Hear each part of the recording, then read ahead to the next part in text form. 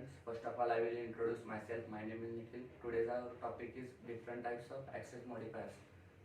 And today's date is 9 August 2022. The first the access modifiers are divided into two types. First is access modifiers and second is non-access modifiers. First, I will tell all about non-access modifiers. Non-access modifiers first is static non-access modifiers. What does it mean? Static is a keyword. Means whenever we are using static, we don't have to create an object for it, and it is outside the instance. Means it is outside instance of a class, and due to use of static, the memory allocation is low and code is neat and clean, and static visibility is within the class. Whenever we are using the static keyword, the visibility is throughout the class. Next is final. Final. Whenever we are using final keyword, final is a non-access. Final is a non-access modifier, and final is a keyword. Whenever we are using final keyword, the method cannot be overwritten. Method cannot be overriding is not possible, and due to final keyword, inheritance is not possible Then next we will see abstract. What is abstract? Abstract is a non-access modifier. Abstract is also a keyword. What does abstract means? Abstract is a partial implementation of class. What does it mean? Means if you want to create an object of abstract class, we cannot create directly in it.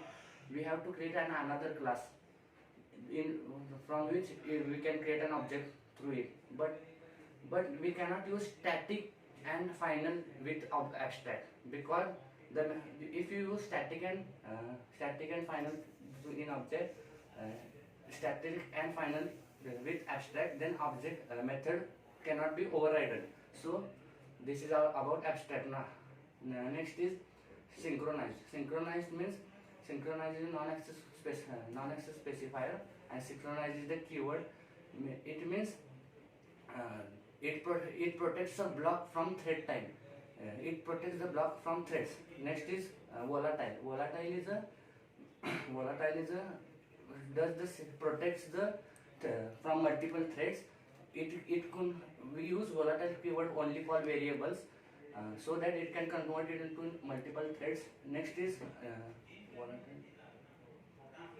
transient. To understand transient, we first need to understand the concept of serialization. What is a serialization? Serialization is a process through which we can convert source code into byte source. Means if by taking example, I can give you an example of that. For example, if you do not want to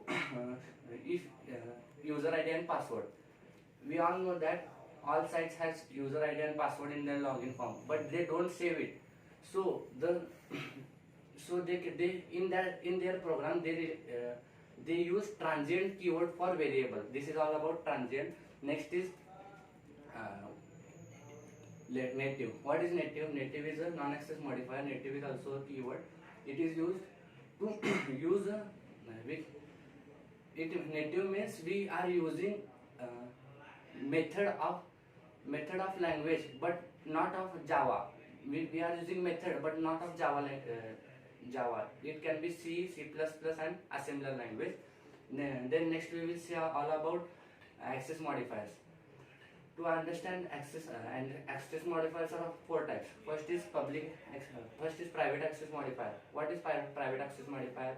Means it is within the class. Means we can access the members of class within the class. This is about private access modifier. Next is default access modifier.